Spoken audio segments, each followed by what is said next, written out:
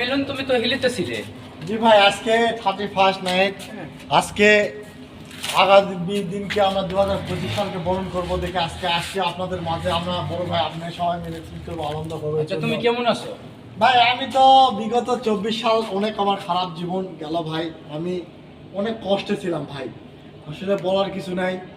আমি বিগত 24 সালে আমার জীবনে এরকম কোনো রেকর্ড হয়নি ভাই। আমি হিলিতে চলে গেছি আজকে শুধু আনন্দ করার জন্য আপনাদের মাঝে আসছি ভাই। তুমি সামনের জীবনকে কিভাবে কাটাবে?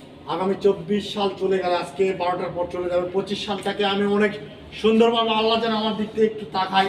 আমি 25 সালটাকে আমি আমার সুন্দর মনের মতো করে আমি চলতে পারি, আমি যেন ঋণগুলা মুক্ত করতে পারি। আমার আগামী দিনে আপনাদের এই চেয়ারম্যানের মোড়ে যেন আগে আসে থাকতে পারি।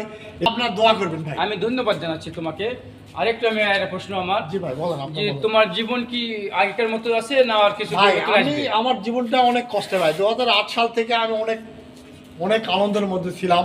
আসলে আমি কখনো ভাবতে পারিনি যে আমার দিনে এরকম কষ্ট আসবে। তুমি ভাই। যে এখানে আসছো আমি শুনে কিন্তু আসলাম। জি ভাই, নয়তো আসলাম না ভাই আমি এই শুনে আমি আসলাম। তোমার জীবন শুভ কামনা হোক, আমি সার্থক কামনা করি তোমার আমি জন্য।